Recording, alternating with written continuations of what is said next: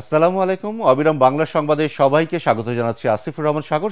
জনগণের আকাঙ্ক্ষা পূরণে রাষ্ট্রকে কাঙ্ক্ষিত পর্যায়ে নিতে জুলাই আন্দোলনে ছাত্র নেতাদের আরও ৫ থেকে ১০ বছর দায়িত্ব পালনের আহ্বান জানিয়েছেন আইন উপদেষ্টা ডক্টর আসিফ নজরুল।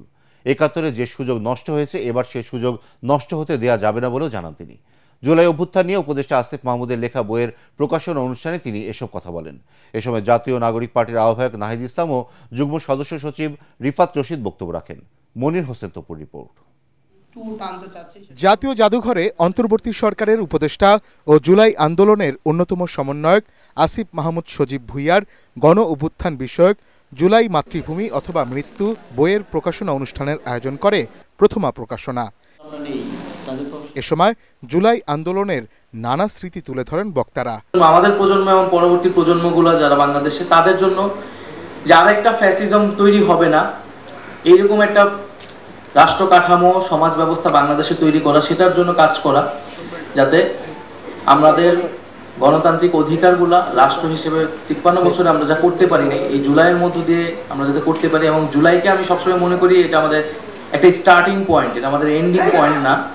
আমরা জুলাই থেকে শিখেছি, জুলাই থেকে আমরা শুরু করেছি, এবং এই যে আমাদের জার্নিটা গণতান্ত্রিক লড়াই, এটা আমাদেরকে অব্যাহত রাখতে হবে। এই অভ্যুত্থানের ফসলটা মানুষের জন্য দীর্ঘমেয়াদে সংরক্ষিত করতে না পারি, তাহলে আবারও কোনো না কোনো ফরম্যাটে ফ্যাসিবাদ কিংবা স্বৈরাচার ফিরে আসার সুযোগটা থেকে যাবে।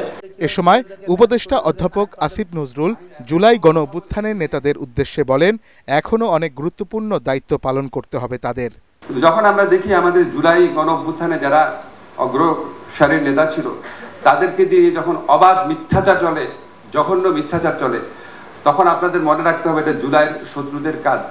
এই মিথ্যাচারকে উন্মোচিত করতে হবে। সেই সাথে জুলাইয়ে যারা অগ্রসেনা আছে, আমাদের যারা নেতৃত্ব দিয়েছিল যে তরুণরা, তাদেরকেও আমি এই প্রসঙ্গক্রমে ওয়ার্ন করে দেই, বাবা, অনেক কষ্টের পর, অনেক অপেক্ষার পর আমরা তোমাদেরকে পেয়েছি। তোমরা একটা নতুন রাষ্ট্রের স্বপ্ন, সুযোগ আমাদের সামনে হাজির করেছো। ইনফ্যাক্ট ৯০ সালেও এরকম অবস্থা সৃষ্টি হয়নি, ৭১-এর পর প্রথমবারের মতো এরকম সুযোগ ৫০ বছর পর আসছে, আবার হয়তো ৫০ বছর পর আসবে। তোমরা অনেক বড় বড় দায়িত্ব পালন করেছো, কিন্তু আরও বড় দায়িত্ব পালন বাকি আছে। ৭১-এ আমরা যে সুযোগ নষ্ট করেছি, তোমরা সেই সুযোগটা নষ্ট হইতে দিও না। তোমরা আমাদের জুলাইয়ের নেতা ছিল, আরও অন্তত ৫-১০ বছর আমাদের নেতা থেকে আমাদের রাষ্ট্রকে একটা কাঙ্ক্ষিত গন্তব্যে পৌঁছে দিও, এটাই আমার প্রত্যাশা। জুলাই শুধু ট্র্যাজেডির গল্প নয়, জুলাই বিজয় আর সাহসের গল্প বলেও উল্লেখ করেন আসিফ নজরুল। মনির হোসেন তপু, এটিএন বাংলা, ঢাকা। ৪ দিনের সফর শেষে আজ ঢাকা ছাড়বেন জাতিসংঘের মহাসচিব অ্যান্তোনিও গুতেরেস। আর কিছুক্ষণের মধ্যেই ঢাকার শাহজালাল আন্তর্জাতিক বিমানবন্দর ত্যাগ করার কথা রয়েছে তার। গত বৃহস্পতিবার ঢাকা আসেন তিনি। সফরের দ্বিতীয় দিনে শুক্রবার কক্সবাজারে রোহিঙ্গা ক্যাম্প পরিদর্শন করেন গুতেরেস। লাখো রোহিঙ্গাদের সাথে অংশ নেন ইফতারে। সফরের তৃতীয় দিনে সকালে জাতিসংঘীয় কান্ট্রি টিম বাংলাদেশের সাথে একটি বৈঠকে অংশ নেন। দুপুরে রাজনৈতিক দলগুলোকে নিয়ে গোলটেবিল বৈঠক করেন তিনি। পরে তরুণ সমাজের প্রতিনিধিদের সাথেও বৈঠক করেন। এ সময় বাংলাদেশের আতিথেয়তায় মুগ্ধতা প্রকাশ করেন তিনি।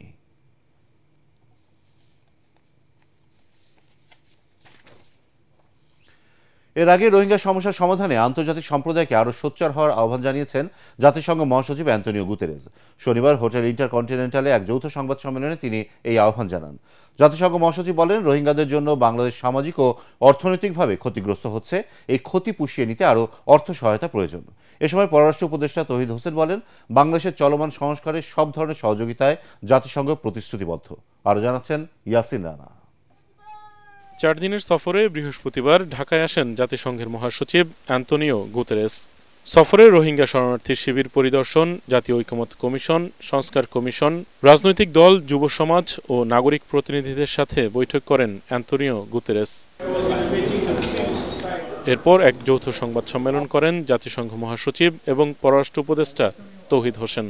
এ সময় পররাষ্ট্র উপদেষ্টা বলেন, সম্মানের সাথে রোহিঙ্গারা তাদের দেশে ফিরে যাবে এমনটাই চায় বাংলাদেশ। সেজন্য মিয়ানমার ও আরাকান আর্মি উভয়ের সাথে যোগাযোগ করছে ঢাকা।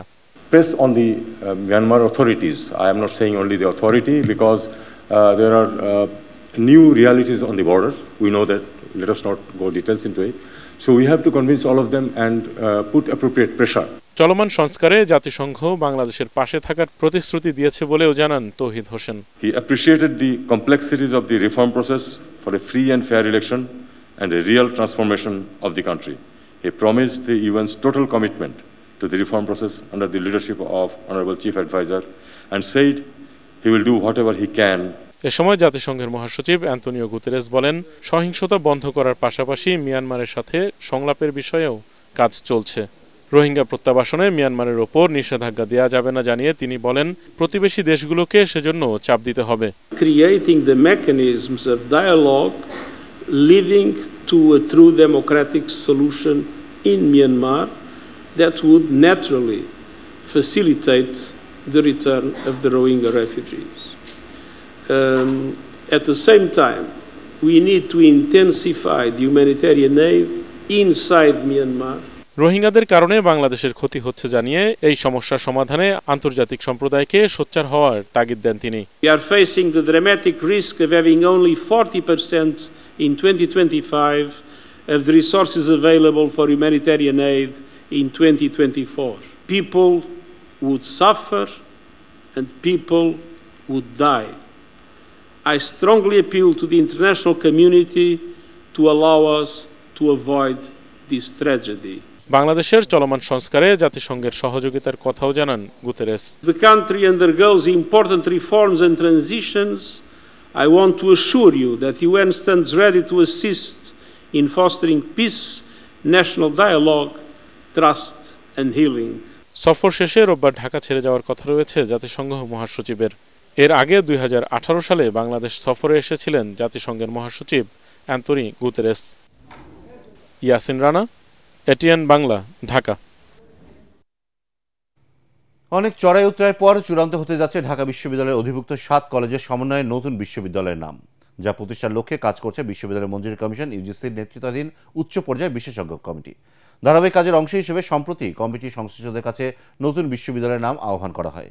এবার সে নাম চূড়ান্ত করতে 7 কলেজের ছাত্র প্রতিনিধিদের টিম লিডারদের সঙ্গে এক মতবিনিময় সভার আয়োজন করেছে ইউজিসি।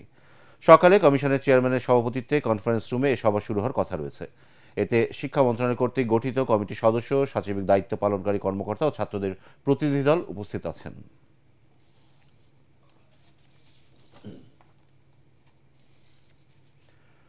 ধর্ষণে নিজের সম্পৃক্ততার কথা স্বীকার করে জবানবন্দি দিয়েছেন শিশু আসিয়া ধর্ষণ মামলার প্রধান আসামি হিটু শেখ।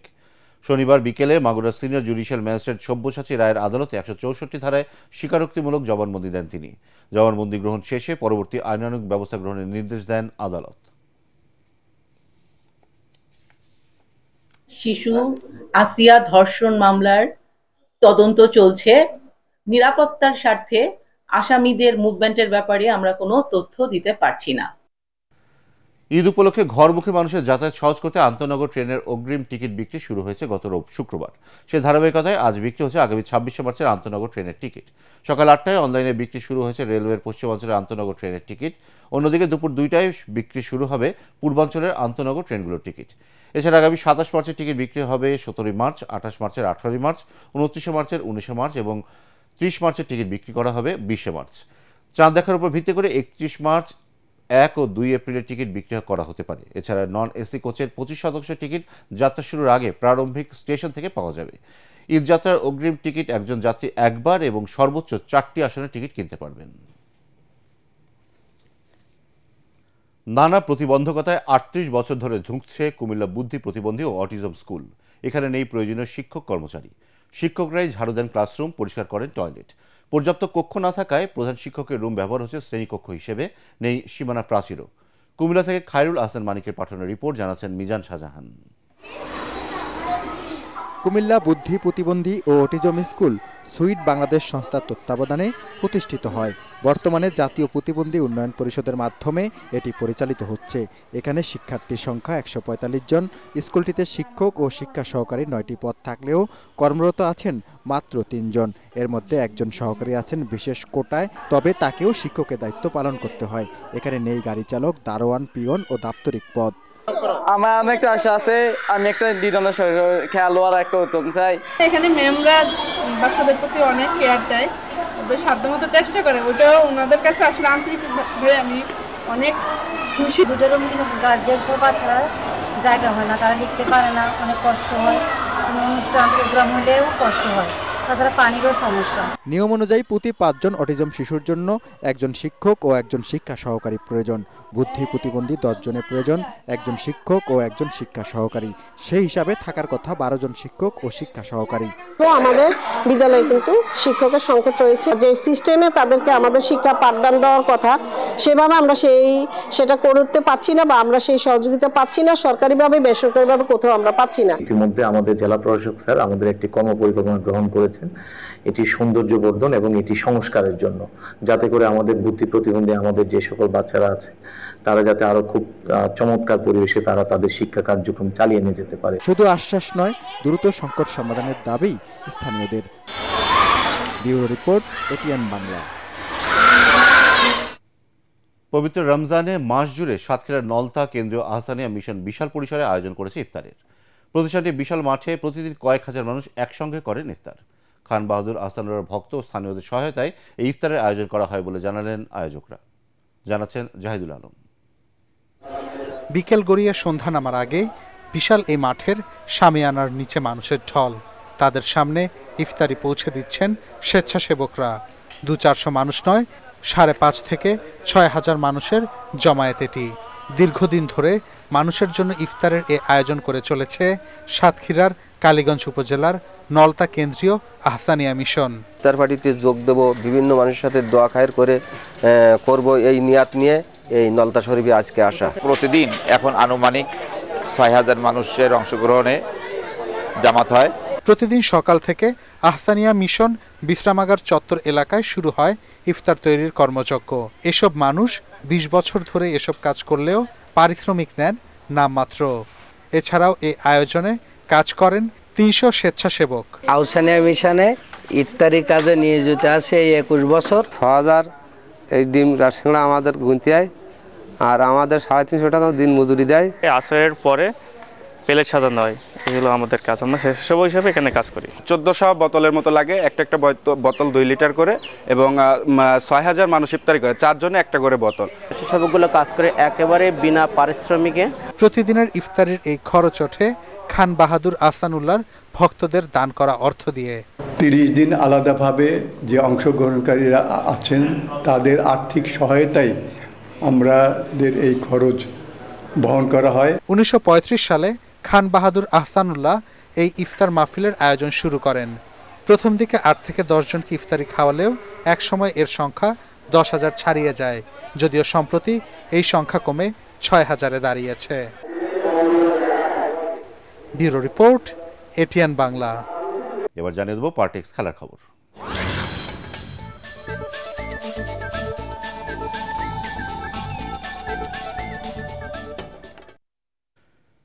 কিলিয়ান এমবাপ্পের জোড়া গোলে ভিয়ারিয়ালকে 2-1 ব্যবধানে হারিয়ে স্প্যানিশ লা লিগায় পয়েন্ট টেবিলের শীর্ষে উঠে এল রিয়াল মাদ্রিদ। নিজেদের মাঠে খেলার 7 মিনিটে হুয়ান ফয়েথের গোলে লিড নেয় ভিয়ারিয়াল। এই গোলের 10 মিনিট পর কিলিয়ান এমবাপ্পে দারুণ এক গোল করে ম্যাচে ফেরান লস ব্লাঙ্কোদের। ম্যাচ ফেরে 1-1 সমতায়। 23 মিনিটে এমবাপ্পে আবারও গোল করে নিজের যাত্রী নেন। বাকি সময় আর কোনো গোল না হলে 2-1 ব্যবধানে জয় নিয়ে মাঠ ছাড়ে রিয়াল মাদ্রিদ। এই জয়ে 28 ম্যাচে 60 পয়েন্ট নিয়ে লিগ টেবিলের শীর্ষে উঠে এল কার্লো আনচেলত্তির দল। 6 গোলের ম্যাচে ইপসউইচ টাউনকে 4-2 ব্যবধানে হারিয়ে লিগ টেবিলের তৃতীয় স্থানে উঠে এল নটিংহ্যাম ফরেস্ট। ইপসউইচের রক্ষণাত্মক খেলার বিপরীতে আক্রমণাত্মক ছিল নটিংহ্যাম। খেলার 35 মিনিটে নিকোলা মিলেনকোভিক এগিয়ে নেন দলকে। 37-41 মিনিটে অ্যান্থনি এলেঙ্গা দ্য রেডদের 3-0 গোলে লিড এনে দেন। বিরতি থেকে ফিরে 82 মিনিটে ইপসউইচের জেমস কাজুস্টা ব্যবধান 3-1 নামিয়ে আনেন। 37-41 মিনিটে অ্যান্থনি এলেঙ্গা দ্য রেডদের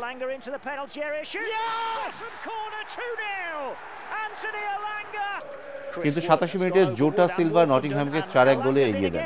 খেলা শেষে ইনজুরি টাইমে জর্জ হিটস ব্যবধান 4 দিয়ে নামিয়ে আনলেও ইপসউইচে পরাজয় ঠেকাতে পারেনি। এই জয়ে 29 ম্যাচে নটিংহ্যামের পয়েন্ট এখন 54।